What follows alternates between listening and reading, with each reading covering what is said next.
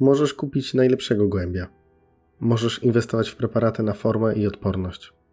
Ale jeśli twój gołębnik ma problemy, o których opowiem w tym filmie, to twoje gołębie nigdy nie pokażą pełni swojego potencjału. Bo forma nie zaczyna się w koszu. Forma zaczyna się tutaj, w gołębniku. Dzisiaj porozmawiamy o czymś, co wielu hodowców bagatelizuje. O klimacie, powietrzu, wilgoci, świetle i higienie. To wszystko może decydować o zdrowiu, odporności i wynikach twojej gołębi. To nie będzie film o luksusowych gołębnikach. To będzie film o tym, jak stworzyć gołębnik, który pomaga ptakom oddychać i wracać do formy. Zapraszam na film Fundamenty sukcesu. Jak zbudować idealny klimat w gołębniku. Jeżeli podobają ci się filmy, które przygotowuję, możesz zostawić łapkę w górę i subskrypcję.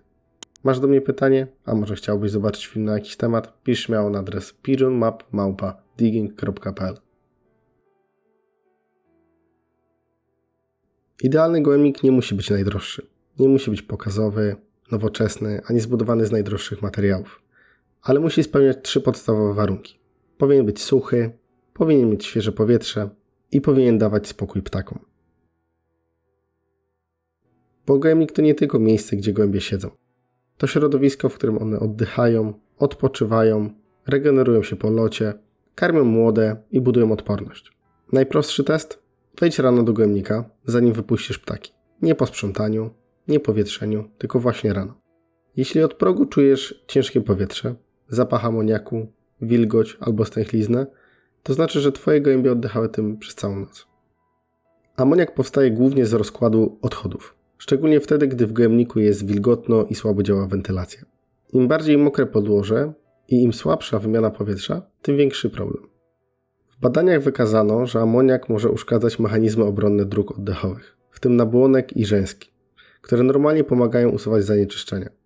A jeżeli te naturalne mechanizmy obronne są osłabione, ptak staje się bardziej podatny na podrażnienia i infekcje.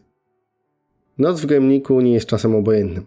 To wtedy ptak odpoczywa, wyrównuje straty po całym dniu, regeneruje mięśnie, układ nerwowy i odpornościowy. Jeśli przez kilka godzin siedzi w dusznym, wilgotnym powietrzu, to organizm zamiast odbudowywać się, cały czas musi radzić sobie z dodatkowym obciążeniem. Amoniak, pył, pleśń i wilgoć to cichy przeciwnik formy. Nie zawsze powoduje nagły wybuch choroby.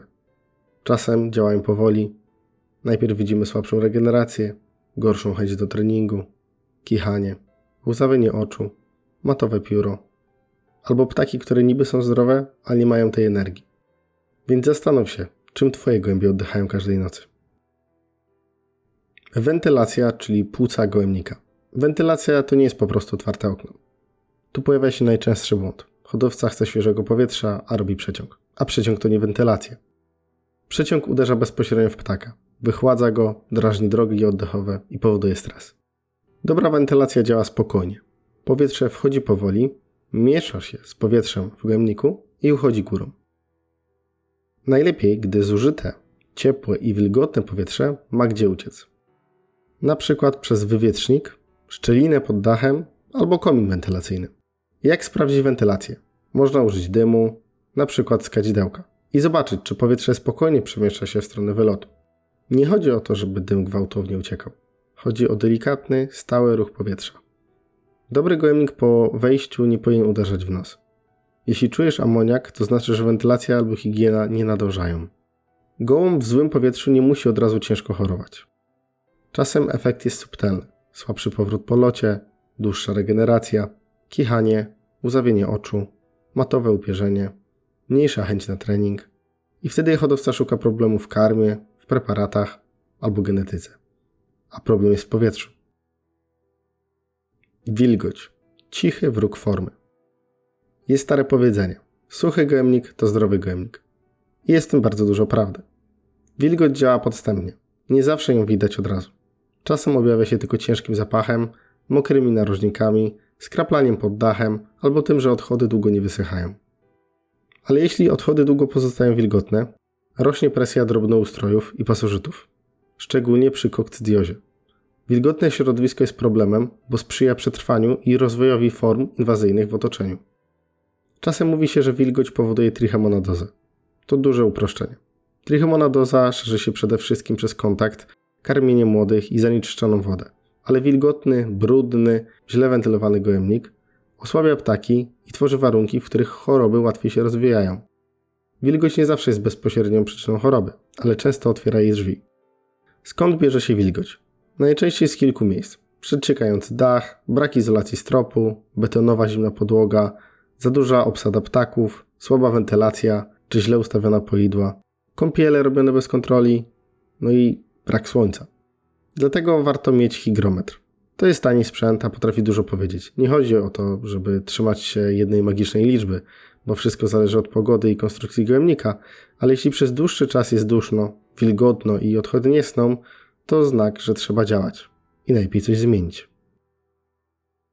Kolejna kwestia to światło. Słońce i temperatura. Światło jest często niedoceniane. Gołębnik nie powinien być ciemną, wilgotną piwnicą. Słońce pomaga osuszać wnętrze, poprawia komfort ptaków i wpływa na ich naturalny rytm dnia. Gołębie lubią miejsca jasne, suche i spokojne. Jeżeli ptaki cały dzień siedzą w półmroku, w wilgoci i w ciężkim powietrzu, to trudno oczekiwać od nich energii i formy. Ale tutaj też trzeba uważać. Latem gołębnik nie może zmienić się w piekarnik. Przegrzanie jest bardzo niebezpieczne, szczególnie dla młodych. Warto obserwować zachowanie ptaków. Jeśli siedzą z otwartymi dziobami, odsuwają skrzydła od ciała i szukają cienia, może być za gorąco. Jeśli kulą się, unikają konkretnego miejsca albo siedzą z nastroszonymi piórami, może być tam przeciąg, wilgoć albo zbyt zimne powietrze. Mówiąc o pozytywach, warto nadmienić najważniejsze aspekty dla nasłonecznionego gołębnika. Promienie UVB stymuluje syntezę witaminy D3 w skórze gołębia oraz wydzielenie gruczołu kuprowego, które ptaki rozprowadzają po piórach podczas czyszczenia, a następnie absorbują. Witamina D3 jest kluczowa dla prawidłowego wchłaniania wapnia i fosforu. Prawidłowy metabolizm wapnia zapewnia twardość kości oraz optymalną pracę mięśni podczas wielogodzinnych lotów konkursowych. Promienie UVB prawie w 100% jest absorbowane przez szkło, także najlepszym miejscem będą otwarte woliery. Jak wspomniałem o pozytywach, to nadmienię też negatywną stronę braku słońca w gołębnikach. Badania weterynaryjne potwierdzają, że gołębie odcięte od słońca drastycznie tracą poziom witaminy D3. U młodych ptaków prowadzi to do krzywicy, np. deformacji nóg i mostka, a u dorosłych do osteoporozy. Kości stają się kruche, że mogą pękać przy zwykłym lądowaniu. U samic rozpłodowych brak słońca, niedobór wapnia skutkuje znoszeniem jajek bez twardej skorupy. Może to prowadzić do śmiertelnego dla samicy porażenia jajowodu. Dodatkowo brak słońca powoduje spadek poziomu wapnia we krwi, co potrafi wywołać u gołębi drżenie mięśni, osłabienie siły skurczu skrzydeł, apatię oraz podatność na infekcje ze względu na obniżoną odporność. Kolejny punkt to higiena i wnętrze gołębnika. Higiena nie zaczyna się od sprzątania. Higiena zaczyna się od projektu gołębnika. Jeśli gołębnik jest zaprojektowany tak, że trudno go czyścić, to z czasem nawet najbardziej sumienny hodowca zacznie coś odkładać. Dobre wnętrze to takie, w którym łatwo usunąć odchody, łatwo umyć poidła, łatwo wyjąć karmik i łatwo dotrzeć do narożników. Bo właśnie w narożnikach, szczelinach i mokrych miejscach najczęściej zaczynają się problemy. Ruszta, pełna podłoga. Ruszta mają zalety, bo oddzielają ptaki od odchodów, ale nie są magicznym rozwiązaniem. Jeśli pod rusztami gromadzi się wilgotna masa i nie ma wentylacji, problem nadal istnieje, tylko jest mniej widoczny. Pełna podłoga też może dobrze działać, jeśli jest sucha, regularnie czyszczona i nie chłonie wilgoci. Dlatego nie chodzi o to, czy ktoś ma ruszta, czy pełną podłogę. Chodzi o to, czy gołąb siedzi w suchym, czystym i dobrze wentylowanym środowisku. Nie ma jednego idealnego systemu. Jest tylko system dobrze albo źle prowadzony. Poidła i karmniki. Bardzo ważna rzecz. Poidła, brudna woda to jedna z najprostszych dróg do problemów zdrowotnych. Poidło powinno być ustawione tak, żeby gołębie nie zanieczyszczały go odchodami i żeby okolica poidła nie była stale mokra. To samo dotyczy się karmników. Resztki karmy, pył, wilgoć i odchody to mieszanka, której nie chcemy w gołębniku. A teraz lista błędów, które najczęściej niszczą klimat w gołębniku. Podsumujmy najczęstsze błędy. Pierwszy, mylenie wentylacji z przeciągiem. Drugi, brak ujścia dla ciepłego i wilgotnego powietrza. Trzeci, zbyt duża obsada ptaków na małej powierzchni. 4. Mokre narożniki i poidła ustawione w złym miejscu. 5. Brak regularnego sprawdzania zapachu i wilgotności. 6. Ciemny, zamknięty gojemnik bez dostępu do światła.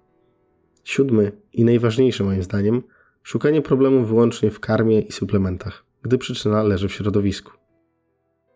Suplement może pomóc gołębiowi, ale nie naprawi gołębnika, który codziennie osłabia jego układ oddechowy.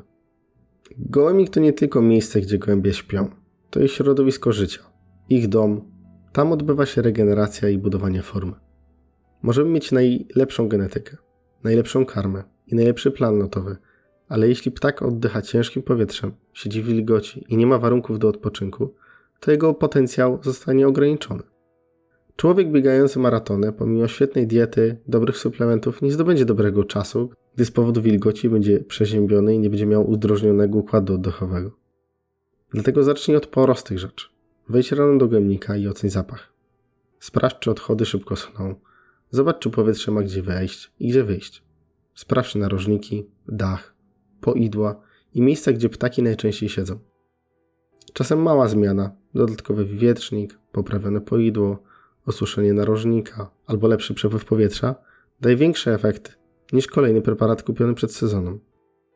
Pamiętajcie, forma gołębi nie zaczyna się w koszu, zaczyna się w gojemniku. Gojemnik może być Twoim największym sprzymierzeńcem albo największym przeciwnikiem. To wszystko zależy od Ciebie.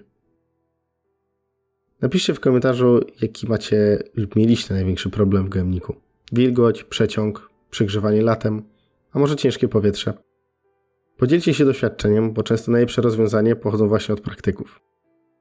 Jeśli ten film był pomocny, zostawcie łapkę w górę. Zasubskrybujcie kanał Pigeon Map, zaznaczcie dzwoneczek, aby nie pominąć kolejnych filmów. Dodatkowo przypominam, jeżeli chcecie o coś zapytać, wysyłajcie maile na adres e-mail pigeonmap@digging.pl. Dziękuję za oglądanie i do zobaczenia w następnym filmie.